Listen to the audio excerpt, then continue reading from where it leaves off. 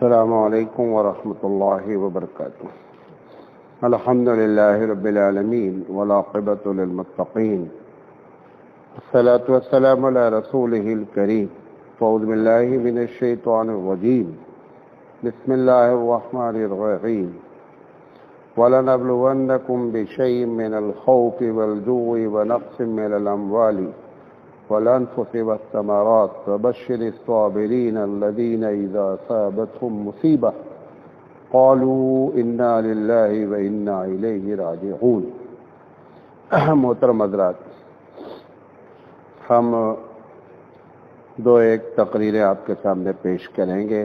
اس کا پہلا حصہ ہے یہ بیماریاں اور ان کا شرعی لحاظ سے کیا حکم ہے۔ ایک بات یہ جان لیں کہ جب بخاری کی یہ روایت ہے کہ کوئی بھی بیماری اگر اس دنیا میں آتی ہے تو اللہ تعالیٰ اس کا علاج بھی بھیجتا ہے، بیماری بھی وہی بھیجتا ہے، علاج بھی وہی بھیجتا ہے۔ بیماری کیوں بھیجتا ہے اس کی کئی وجہ ہیں۔ قرآن مجید کی یہ آیت بتاتی ہے کہ نیک لوگوں کو ہم آزماتے ہیں، برے لوگوں کو اس کے ذریعے عذاب دیتے ہیں۔ تو نیک لوگوں کو آزمانے کے لیے اللہ تعالیٰ نے کہا ہے کہ کبھی مال کا نقصان ہوتا ہے، کبھی تجارت کا نقصان کرتے ہیں، کبھی تمہارے جانیں جاتی ہیں، کبھی بھوک ہوتی ہے۔ یہ تمام چیزیں اس دنیا میں اللہ تعالیٰ کرتا رہتا ہے، وہ کہتا ہے میں کرتا رہوں گا اس کو۔ تو یہ پہلے ہم صرف مومن کے بارے میں بات کر لیتے ہیں۔ مومن اور مسلمان کے لیے یہ جو آزمائش رکھی گئی ہے، سب سے پہلی چیز تو یہ بتانا مقصد ہے کہ تم جتنے بھی ہوشیار ہو جاؤ خدا نہیں ہو۔ آدمی اسی وقت اللہ تعالیٰ کو یا تسلیم کرتا ہے یا انکار کر دیتا ہے۔ کب؟ جب مصیبت پر مصیبت آتی ہے تو جو مومن ہوتا ہے وہ اس کو جانتا ہے کہ یہ اللہ کی جانب سے ہے۔ جس کا ایمان کمزور ہوتا ہے، ڈگمگ ہوتا ہے، وہ پھر بہت سے مختلف قسم کے خیالات اپنے ذہن میں لاتا ہے۔ کبھی سوچتا ہے ہم ہی تھے پریشان ہونے والے، سارے لوگ صحت مند ہیں، ہم ہی کو بیماری کیوں لاحق ہوئی۔ کبھی وہ سوچتا ہے کہ معلوم نہیں اللہ ہے یا نہیں ہے۔ جب وہ مظلوم کی مدد کرتا ہے، میں غریب بھی ہوں اور پھر ہم ہی کو بیماری لاحق ہو گئی ہے۔ اس قسم کی باتیں اس کے ذہن میں آتی رہتی ہیں۔ تو مومن کی شان یہ ہے کہ وہ بیماری کے سلسلے میں سب سے پہلا تصور یہ رکھے کہ یہ اللہ کی جانب سے ہے، اور اللہ بتانا چاہتا ہے کہ تم بے بس ہو ہمارے آگے۔ انسان دماغی طور پر اتنا ترقی کر چکا ہے کہ اگر 2 بم قاعدے کے ہائیڈروجن ڈال دیے جائیں تو پوری دنیا بیک وقت ختم ہو سکتی ہے 2 بم سے۔ اتنی طاقت والا انسان اس کرونا وائرس کے جراثیم کو مارنے کے لیے اب تک کوئی بم تیار نہیں کر پایا۔ اس کا جو جسم ہے اس جراثیم کا جس سے کرونا وائرس ہوتا ہے، ایک نقطہ جو رکھا جاتا ہے، بے کے نیچے آپ نے ایک نقطہ رکھا، اس نقطے سے 2000 گنا چھوٹا ہے۔ کتنا چھوٹا ہے؟ 2000 گنا چھوٹا ہے وہ کیڑا جو پورے دنیا کو ستا کے رکھا ہے۔ وہ کیڑا آیا کہاں سے ہے؟ اس میں جان ڈالی کس نے ہے؟ پروردگار عالم نے۔ یہ بتانا چاہتا ہے کہ انسان پوری دنیا کو تباہ کرنے کا آئٹم بم بنانے والے، تیرے اندر تو اپنے آپ کو جھانک کر دیکھ کہ تیری صلاحیت کتنی ہے کہ تو اس چھوٹے سے کیڑے کو مارنے کی صلاحیت نہیں رکھتا ہے۔ گرچہ اس کا علاج بھی موجود ہے۔ اللہ بخاری کی روایت ہے لِكُلِّ دَاءٍ دَوَاءٌ، کہ ہر مرض کا علاج اللہ اتارتا ہے۔ تو ایک تو آپ کو اور ہم کو بتانا چاہتے ہیں کہ تم بندے ہو، ہم خدا ہیں، جتنے بھی اسمارٹ جتنے بھی ہوشیار بن جاؤ، تم اپنی طاقت کا اندازہ اس سے کر سکتے ہو کہ تم اللہ کے مقابلے میں تمہاری حیثیت کیا ہے۔ بات سمجھے؟ ایک بات، بیماری کے سلسلے میں 3 چیزیں شریعت کی طرف سے ہوتی ہیں۔ بیماری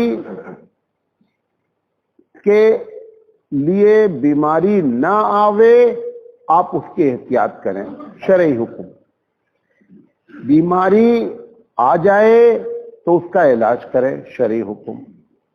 بیماری آ جائے تو اس کے بارے میں آپ کیا تصور کریں، تینوں چیز ہیں۔ مطلب نہ یہ ہے کہ بد احتیاطی ہو کہ نہیں صاحب بیماری لگنا ہوگا لگ جائے گی، یہ بھی ہمارا اصول نہیں ہے۔ احتیاط آپ کو کرنا ہے، لیکن ایک ایک بات غور سے سنیے گا۔ احتیاط کرنے والا جیسے ہی یہ سمجھے کہ اب میں نے احتیاط کر لیا ہے، دیکھیں بیماری کیسے لگ سکتی ہے، جیسے ہی یہ تصور آپ کریں گے آپ شرک کریں گے۔ احتیاط آپ کا کام ہے، لیکن یہ ضروری نہیں ہے کہ احتیاط کرنے والا 100% اب محفوظ ہو گیا۔ ابھی بھی محفوظ کرنے والی ذات کس کی ہے؟ اللہ کی ہے۔ کینیڈا کے پی ایم کی بیوی کو کرونا وائرس ہے اس وقت، ان کی ساری احتیاط موجود ہوگی، بیوی ہے، وہ احتیاط کرنے کے بعد یہ عقیدہ کہ اب بیماری ہم کو ٹچ نہیں ہو سکتی، یہ شرک ہے۔ ابھی بھی بچانے والی ذات کون ہے؟ وہ پروردگار عالم کی ہے، لیکن احتیاط ہمارے رسول اکرم صلی اللہ علیہ وسلم نے بتایا۔ 2 حدیثیں بیان کرتے ہیں۔ حضور نے فرمایا، بخاری کی روایت ہے کہ لوگوں کوڑھ کے مرض سے ایسے بھاگو جیسے تم شیر سے بھاگتے ہو اور ڈرتے ہو۔ کوڑھی حضور کے پاس آ گیا، حضور کھانا کھا رہے تھے یا کھانا نکلا ہوا تھا، آپ نے اس کا ہاتھ دھلایا اور اپنی پلیٹ میں بٹھا لیا۔ اب دیکھیے 2 باتیں۔ ایک بات کیا کہی کہ کوڑھ کے مرض سے، کوڑھ الگ چیز ہے، سفید داغ الگ چیز ہے۔ سفید داغ دوسری چیز ہے، وہ اس میں شامل ہے، جذامی کہتے ہیں اس کو۔ کوڑھ کے مرض سے ایسا بھاگو جیسے شیر سے بھاگتے ہو، اور کوڑھی آ گیا تو اللہ کے رسول صلی اللہ علیہ وسلم نے کہا اچھا ہو تم ہمارے ساتھ بیٹھ کے کھانا کھا لو۔ اب یہ دونوں باتیں دیکھنے میں کیا ہو رہی ہیں کہ آپس میں ٹکرا رہی ہیں۔ ان دونوں باتوں کو جو سمجھے گا اسی کو صحیح بات معلوم ہوگی۔ کیا بتانا چاہتے ہیں اللہ کے رسول صلی اللہ علیہ وسلم؟ کہ اس لیے بھاگو کہ اگر تم نے اس کے ساتھ کھانا پینا کیا اور لگ گئی بیماری خدا نخواستہ، تو آپ کیا بولیں گے کہ اگر ہم اس کے ساتھ نہ اٹھتے بیٹھتے تو بیماری نہ لگتی۔ تو عقیدہ کیا ہوا کہ بیماری میں طاقت ہے لگنے کی۔ بیماری میں اگر طاقت لگنے کی ہوتی تو جتنے لوگ کوڑھی سے ملتے سب کوڑھی ہو جاتے۔ نہیں سمجھے بات؟ آگ ہے، آگ کے اندر جلانے کی صلاحیت اللہ نے رکھی ہے۔ آگ میں آپ ہاتھ ڈالیں گے سب کو جلائے گے، لیکن کبھی اربوں خربوں میں ایسا بھی اللہ کر سکتا ہے کہ آگ کی طاقت چھین لے، لیکن آگ میں عمومی صلاحیت کیا ہے کہ وہ جلا دے گی۔ مرد میں اگر یہ عقیدہ کہ یہ مرد، جیسے ابھی باہر یو پی میں ہوا کہ وہ ایک سنگر آئی، اس سے 50 لوگ تقریباً ملے۔ کتنے لوگ ملے؟ 50۔ اس کو کرونا وائرس تھا، 50 لوگ ملنے کے باوجود بھی کسی کو ہوا نہیں۔ اگر اس بیماری کے اندر یہ طاقت ہوتی جیسے آگ میں جلانے کی تھی تو وہ سب کے 50 کے 50 کو کیا ہو جانا چاہیے تھا؟ ہو جانا چاہیے تھا۔ لیکن بچنے کے بعد، بچنے کے لیے حضور کیوں فرما رہے ہیں؟ بچنے کے لیے اس لیے فرما رہے ہیں کہ اگر ہو جائے گی تو تمہارا عقیدہ خراب ہو جائے گا کہ یہ بیماری لگتی ہے اور لگ گئی، اس لیے حضور صلی اللہ علیہ وسلم نے فرمایا کہ ایسے بھاگو جیسے شیر سے بھاگو۔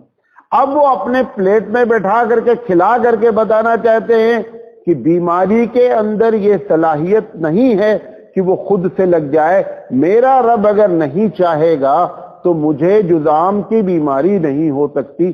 تو دونوں باتیں آپ نے، بھاگنے کی بات بتائی تاکہ عقیدہ خراب نہ ہو، کھلا کر کے بتایا تاکہ عقیدہ خراب نہ ہو۔ تو عقیدہ کیا ہے؟ بیماری ہو سکتی ہے لیکن بیماری کے اندر یہ طاقت نہیں کہ ہر حال میں وہ آپ کو بیمار کر دے۔ کیوں؟ اگر ہر حال میں بیمار کرتے تو جتنے لوگ بھی کرونا وائرس کے لوگ ملے سب کو بیک وقت کیا ہو جانا چاہیے تھا؟ کرونا وائرس ہونا چاہیے تھا۔ وہ سنگر یہاں آئی 48 لوگوں سے ملی، 48 میں کسی کو نہیں ہوا۔ تو پتہ یہ چلا کہ اس بیماری کے اندر کیوں نہیں ہوا؟ کیونکہ اللہ نے وہ 48 کی قسمت میں کرونا وائرس اس کے ذریعے نہیں لکھا تھا، اس لیے نہیں ہوا۔ اگر اس بیماری میں یہ طاقت ہوتی کہ وہ کرونا وائرس پھیلا دیتی تو 48 کے 48 کو مریض ہو جانا چاہیے تھا۔ بات سمجھے میری؟ تو یہ ہمارا عقیدہ نمبر 1 ہے بیماری کے بارے میں کہ بیماری بذات خود کسی کو نہیں لگ سکتی۔ احتیاط یہ ہے کہ ایسے بھاگو جیسے شیر سے بھاگتے ہو۔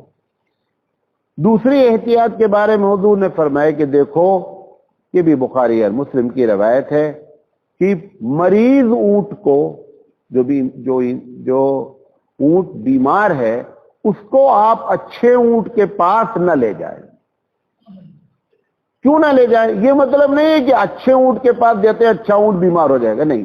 اگر خدا نہ خواستہ بیمار ہو گیا تو تم بولو گے کہ یہ بیماری دوسرے کو بیمار کر دیتی ہے، حالانکہ بیمار کرنے والی ذات رب ذوالجلال کی ہے، کوئی کسی کو بیمار نہیں کر سکتا۔ تو پہلی چیز ہے احتیاط، جتنی بھی احتیاط ہو سکتی ہے احتیاط اختیار کریں۔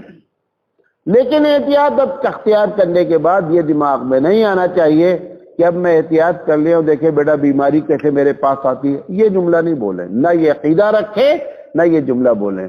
ہم نے احتیاط کیوں اختیار کی بیماری سے؟ ہمارے رسول اکرم صلی اللہ علیہ وسلم نے احتیاط بتائی تھی، لہذا ہم نے احتیاط کی، لیکن اس کے باوجود بھی بیماری ہونے کے پورے چانسز موجود ہیں۔ تو ایک طریقہ بیماری کا یہ ہے۔ بیمار ہونے کے بعد علاج۔ اللہ کے رسول صلی اللہ علیہ وسلم کئی مرتبہ بیمار ہوئے، جس وقت آپ کی وفات ہوئی اس سے پہلے بھی آپ بیمار ہوئے، اور جب بیمار ہوئے تو اس بیماری کا جو بھی علاج ممکن تھا وہ آپ نے کیا۔ ہر علاج آپ کو بیماری سے شفا دے دے ایسا بھی نہیں ہے۔ جس بیماری میں آپ اس دنیا سے گئے اس میں سارے علاج کیا ہو گئے؟ فیل ہو گئے۔ جب آدمی سمجھ لیتا ہے کہ نہیں صاحب میں نے ساری احتیاط بھی کر لی، علاج بھی کر لیا، اب تو ٹھیک ہی ہو جانا ہے، ٹھیک ہونا ضروری نہیں ہے۔ ٹھیک کرنے والی ذات ابھی بھی کون ہے؟ پروردگار عالم کی ہے۔ اور کبھی کبھی ایسا بھی کرتا ہے، ہماری والدہ کی جب طبیعت خراب ہوئی ہاسپٹل میں ایڈمٹ کیا، ٹھیک ہو گئی، 12 بجے ڈاکٹر نے یہ کہہ دیا کہ سب کچھ اب نارمل ہے، آپ ان کا بل بھر دیں اور صبح ان کو لے کر کے چلے جائیں۔ سب کچھ ختم ہو گیا کہ کچھ بھی تکلیف نہیں ہے، اب ایک دم صحیح ہے۔ 2:30 بجے فون آتا ہے کہ والدہ کا انتقال ہو گیا۔ ڈاکٹر حیران کہ صاحب سب چیز نارمل ہے، وہ بتانا چاہتا ہے نارمل زندگی نہیں دیتی ہے، ہر چیز باڈی میں نارمل ہے، نارمل پن زندگی نہیں دیتا، زندگی دیتا ہے کون؟ اللہ رب العزت دیتا ہے۔ اللہ رب العزت نے اگر طے کر رکھا ہے کہ یہ وقت اس کی موت کا ہے، ساری چیزیں نارمل ہوں گی اور بندہ نارمل حالت میں مر جائے گا، نارمل حالت میں مر جائے گا۔ تو علاج اللہ کے رسول نے ہر بار کیا، جب بیمار ہوئے صحت ملتی رہی، لیکن جس میں وفات ہوئی اس میں علاج کیا ہو گیا؟ فیل ہو گیا، کچھ بھی علاج کام نہیں کر سکا۔ کیوں؟ تو اس کا یہ مطلب نہ عقیدہ رکھیں کہ بھیا موت آنا ہوگا تو آئے گی لہذا علاج کرنے کا کیا فائدہ، نہیں۔ بیماری سے پہلا طریقہ اپنے آپ کو بچانا، دوسرا طریقہ ہو گئی تو علاج کرنا. تیسری چیز، آپ کو جو بیماری ہوئی ہے، مومن اور مسلمان کو جو بیماری ہوئی ہے، اس کی آپ کو فضیلت بیان کرنا چاہتا ہوں تھوڑی دیر. مسلم شریف کی روایت ہے، ان سب میں ایک شرط ہے، ہر ایک جملہ بول رہا ہوں غور سے سنیں. ہر فضیلت مشروط ہوتی ہے. کیا بولا؟ جس چیز کی فضیلت بیان کی جاتی ہے، ہر فضیلت شرط کے ساتھ ہوتی ہے. اگر وہ شرط آپ کو نہیں یاد ہوگی تو آپ اس فضیلت سے یا تو گمراہ کریں گے یا گمراہ ہوں گے، دونوں بات ہوگی. ہر فضیلت کنڈیشنل ہوتی ہے. کوئی فضیلت ایسی نہیں ہوتی ہے کہ جو بغیر کنڈیشن کے ہو. ایک آدھ کہیں ہو سکتا ہے ریئر کیس آ جائے، ورنہ ایسا نہیں ہوتا ہے. ہر فضیلت کنڈیشنل ہوتی ہے.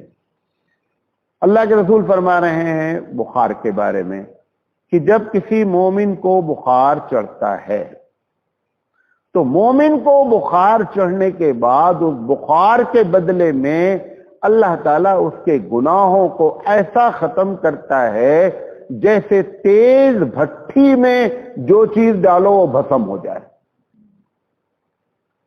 سب چیز کو جلا کے راکھ کر دیتی ہے. ایسے ہی مومن کو اگر گناہ بخار آ گیا تو اگر اب شرط کیا ہے؟ آپ تو تب تو بہت اچھی بات ہے. شرط وہی ہے کہ اس بخار میں وہ صبر کرتا رہے کہ یہ میرے اللہ کی جانب سے ہے. کنڈیشن یہ ہے، کنڈیشن یہ ہے. بخار ہے، چلا رہا ہے ہم ہی ہیں، اللہ ہمارا ہی، ہم ہی کو بخار، یہ اس کی فضیلت نہیں ہے. فضیلت اس کی ہے جس کو بخار مومن کو مسلمان کو لگا اور وہ اپنے نہیں، ہمارے اللہ نے ہمارے لیے یہ رکھا تھا.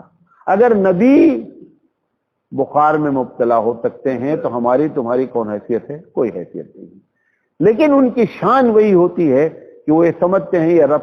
اچھا، جیسے ہی آپ یہ اپنے دل میں ٹھان لیں کہ میرے اللہ کی جانب سے ہے، آپ کو صبر کرنا خود بخود آسان ہو جائے گا.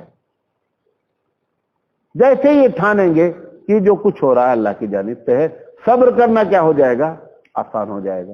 اچھا، نہیں صبر کرو گے تو کیا کر لو گے؟ سوال یہ، نہیں صبر کرو گے کیا کر لو گے؟ کچھ نہیں کر سکتے.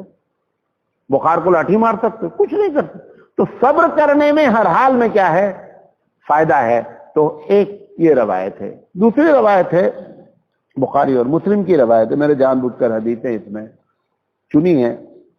اللہ کے رسول فرماتے ہیں کہ اگر ایک مومن کو ایک کانٹا بھی چبھتا ہے، اسی لیے ہم کو بتایا گیا کہ جب مصیبت آئے قالوا انا للہ وانا الیہ راجعون، وہ لوگ یہ کہتے ہیں کہ اللہ کے لیے ہے، اللہ کی جانب سے ہے، اور ہم کو اگر اس مصیبت میں مر جائیں ہر حال میں مر ہی کر وہاں جانا ہے. اگر ایک آدمی کو آپ سے بڑی محبت ہے، پل کے اس پار کھڑا ہے، پل کے اس پار کھڑا ہے، آپ چاہتے ہیں اس سے ملاقات ہو جائے، طریقہ کیا ہے؟ اگر آپ نے سوچا ہے کہ پل کراس نہیں کریں گے لیکن جس سے محبت ہے وہ مل جائے، ممکن ہے؟ موت اللہ سے ملنے کے درمیان میں، بندے اور اللہ کے درمیان میں موت پل. جس کو شوق ہو کہ اللہ مل جائے گا، اللہ سے ملاقات ہو جائے گی، تو اس کو اس پل کو ہر حال میں کراس کرنے کا بھی شوق ہوگا. فاطمہ رضی اللہ تعالی عنہ سے حضور نے بلایا اپنے آخری وقت میں، کان میں دھیرے سے کہا کہ بٹیا میں اب جانے والا ہوں. ٹائم تو نہیں معلوم، لیکن آپ نے ایک انڈیکیشن دے دیا، ایک اشارہ کر دیا کہ اب میرا وقت تقریباً پورا ہو گیا ہے. کیوں؟ کیونکہ ہر نبی کو فرشتہ آ کر بتا دیتا ہے کہ آپ کا وقت پورا ہو گیا ہے. مزید رہنا چاہتے ہیں تو اللہ تعالیٰ اس پر راضی ہے کہ اگر آپ مزید چاہتے ہیں تو مزید رہ لیجئے. کوئی نبی بولتا ہی نہیں مجھے رہنا ہے. کیوں؟ کیونکہ اس کو اپنے اللہ سے ملاقات کرنا ہے تو پل کراس کرنا ہے. جب فاطمہ رضی اللہ تعالی عنہ نے یہ سنا تو بیچاری، یقینی بات ہے اتنے شفقت والے، پھر سید الانبیاء اس دنیا سے جانے کی بات کر رہے، وہ رونے لگی، بہت پریشان ہو گئی حضرت فاطمہ رضی اللہ تعالی عنہ. جب دیکھا کہ بیٹی بہت پریشان ہے پھر بلایا، کہا بیٹی ادھر آؤ، پھر کان میں دھیرے سے ایک بات کہی، اور بات یہ کہی کہ بیٹی سب سے پہلے تم اس دنیا سے اٹھو گی اور مجھ سے ملاقات ہوگی۔ اب یہ ایک دم خوش ہو گئی، اطلاع دی تھی موت کی۔ ہم کو آ کر کے کوئی کہہ دے کہ بھیا جلدی مرنا ہے تو کیا نتیجہ نکلے گا؟ ہماری تو حالت خراب جائے گی۔ اب یہی وجہ ہے اللہ کے رسول کی وفات ہوئی، اور 6 میں فاطمہ رضی اللہ تعالیٰ عنہ کی کوئی عمر نہیں تھی جس وقت انتقال ہوا ہے، اور 6 مہینے کے بعد اس دنیا سے فاطمہ رضی اللہ تعالیٰ عنہ چلی گئی۔ یہ دونوں باتیں کان میں کہی تھی، کوئی سنا نہیں تھا، تو ایک میں روئی، ایک مرتبہ دوسرے میں ہنسی۔ تو حضرت عائشہ صدیقہ رضی اللہ تعالیٰ عنہ نے ایک دن حضور کی وفات کے بعد پوچھا کہ فاطمہ تم سے حضور نے کیا بات کہی تھی کہ ایک مرتبہ تم بہت غمگین ہو گئیں اور دوسری مرتبہ آپ خوش ہو کر کے رہو؟ تو انہوں نے یہ دونوں باتیں نقل کی۔ اب آپ دیکھیے کہ ان کو یہ بتا دیا گیا کہ تمہاری ملاقات مجھ سے ہوگی، لہذا موت کیا ہو گئی؟ آسان ہو گئی، موت کا خوف ختم ہو گیا۔ بلال رضی اللہ تعالیٰ عنہ کے بارے میں ہے کہ جب آخری وقت آیا تو گھر والے رو رہے تھے، پریشان تھے، سمجھ رہے تھے کہ ابھی آخری وقت ہے، تو بلال رضی اللہ تعالیٰ عنہ بہت مسکرا رہے تھے، مطلب جیسے کہ کوئی آدمی کو کوئی انعام ملنے والا ہے، ایسے مسکرا رہے ہیں اور خوش ہو رہے ہیں۔ تو پوچھا لوگوں نے کہ لوگ حضرت سب پورے گھر والے تو اتنا رو رہے ہیں، آپ اتنا مسکرا رہے ہیں ہنس رہے ہیں۔ تو انہوں نے کہا کہ اب ان کو حضرت فاطمہ کی والی بات یاد تھی۔ انہوں نے کہا بھئی جب مجھے یہ معلوم ہے کہ میں مرنے کے بعد حبیب مصطفیٰ سے میری ملاقات ہوگی، میں تو اس خوشی میں ہوں کہ یہ پل کراس ہو، میں وہاں پہنچوں، یہ پل کراس ہو۔ اچھا پل کراس کرنا ہی کرنا ہے، اچھا نہ چاہو تو بھی کرنا ہے کہ نہیں؟ نہ چاہو تو بھی کرنا ہے، تو بہتر یہ ہے کہ چاہ کر کرو، چاہ کر کے کرو۔ نہیں چاہو گے زبردستی ہو تو ڈھکیل کے ڈال دیے جاؤ گے، تو فائدہ کیا ہوا؟ تو بخار کے بارے میں بخاری کی روایت کہ کانٹا بھی چبھ جاتا ہے مومن کو اور وہ اس پر صبر کرتا ہے، تو کیا کہا جاتا ہے؟ یہ تو پہلے لوگ سمجھتے تھے کہ انا للہ اسی وقت پڑھنا جب بندہ مر جائے ہے، حالانکہ صحیح طریقہ کیا ہے؟ لائٹ بھی چلی جائے اچانک تو کیا پڑھنا چاہیے؟ انا للہ و انا الیہ راجعون۔ ہر مصیبت پہ جب آپ یہ کہتے ہیں اور سمجھ کر کہیں تو ہر مصیبت پر ثواب ہے۔ اللہ کے رسول صلی اللہ علیہ وسلم نے فرمایا، یہ روایت ابو داؤد اور احمد کی ہے کہ بیمار جب بندہ مسلمان ہوتا ہے، جب حالت صحت میں تھا تو نماز بھی پڑھتا تھا، اب بیمار ہو گیا بیچارہ، مسجد ہی نہیں آ پا رہا ہے، نماز بھی نہیں پڑھ پا رہا ہے، یا کوئی اور پرابلم ہو گئی ہے، لیٹا ہی لیٹا ہے۔ اللہ کے رسول صلی اللہ علیہ وسلم نے فرمایا ہے کہ اگر بیماری وجہ ہے اس کے نیکی نہ کرنے کی، کیا بول رہا ہوں؟ بیماری وجہ ہے نیکی نہ کرنے کی، تو حبیب مصطفیٰ نے فرمایا کہ جتنی نیکیاں یہ کرتا تھا ڈیلی اس کے اکاؤنٹ میں نیکی لکھی جاتی رہے گی، چاہے کرے یا نہ۔ کیونکہ نہ کرنے کی وجہ اس کی ذات نہیں ہے، نہ کرنے کی وجہ بیماری ہے، اور بیماری ڈالی کس نے ہے؟ اللہ نے ڈالی۔ اس لیے حضور نے فرمایا دوسری جگہ پر کہ لوگوں اپنی صحت کو اپنی بیماری سے پہلے کیا جانو؟ غنیمت جانو۔ صحت میں خوب عبادت اس وجہ سے بھی کیا کریں کہ جب بیمار ہو جاؤں تو بھی اکاؤنٹ چالو رہے، تو بھی اکاؤنٹ بند نہیں ہوتا ہے۔ اکاؤنٹ بند اور بند ایک منطقی بات ہے، ایک لاجیکل بات ہے، ترک ہے کہ نہ کرنے کی وجہ پروردگار عالم آپ کی ڈالی ہوئی بیماری ہے، لہذا اکاؤنٹ چالو رہنا چاہیے۔ اکاؤنٹ چالو رہتا ہے، ابو داؤد کی روایت ہے کہ اللہ کے رسول صلی اللہ علیہ وسلم نے فرمایا کہ اکاؤنٹ چالو رہتا ہے۔ اب مسند احمد کی روایت ہے کہ اللہ کے رسول صلی اللہ علیہ وسلم نے فرمایا کہ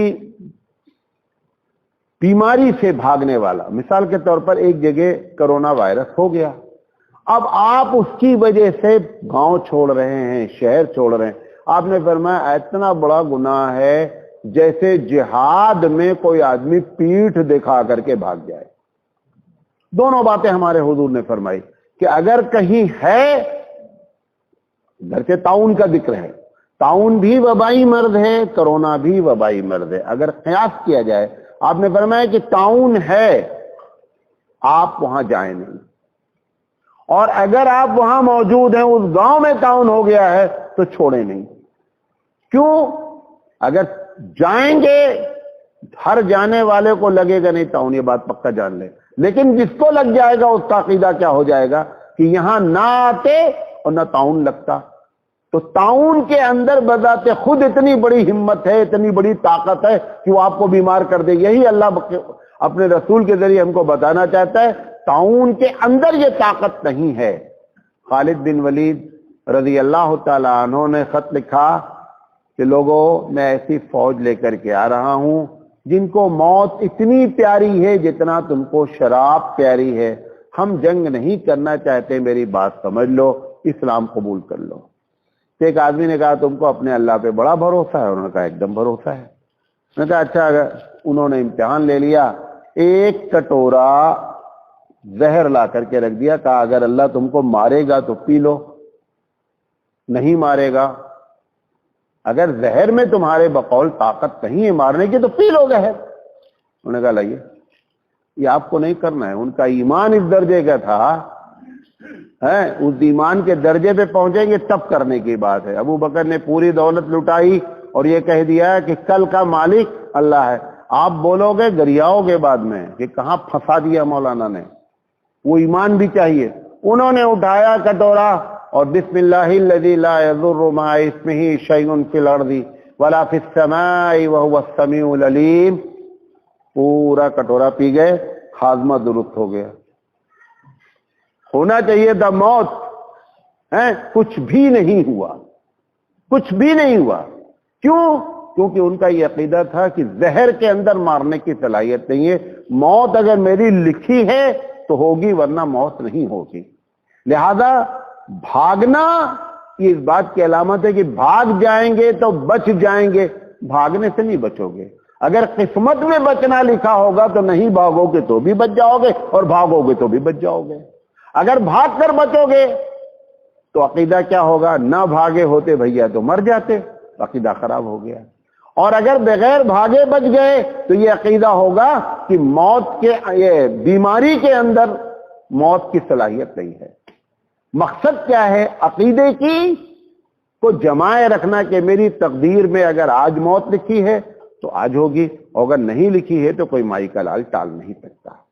اب جب بھاگنے پر یہ حدیث آ گئی مستد احمد کی کہ بھاگنا ایسا ہے جیسے جہاز سے بھاگے، پھر فرمایا جمع رہنا ایسا ہے جیسے کہ شہید کو ثواب ملتا ہے اتنا ثواب ملتا ہے. اگر جمع رہا، دیکھیں اب دو چیزیں ہیں، حضرت تھانوی رحمۃ اللہ علیہ نے کہا دو چیزیں ہیں. اگر جمع رہا اور بچ گیا تو شہید کے برابر ثواب، اور اگر جمع رہا اور مر گیا تو شہید کا ثواب. نہیں سمجھے بات؟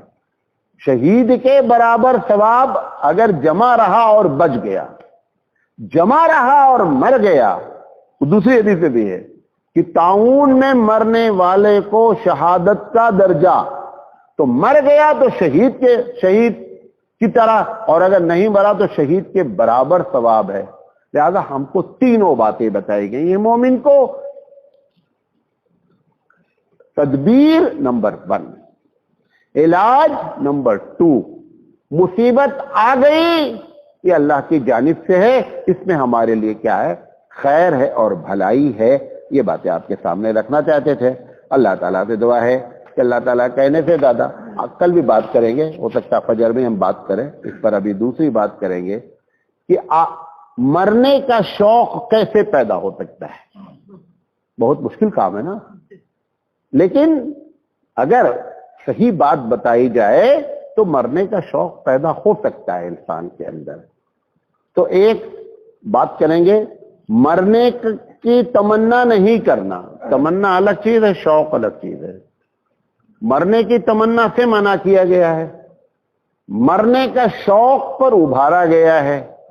وہ شوق اور تمنا کیسے ہوگا معاملہ انشاءاللہ زندگی رہی تو کل بات کریں گے. آخر دعوانا الحمدللہ رب العالمین. سبحان اللہ و بحمدہ سبحانک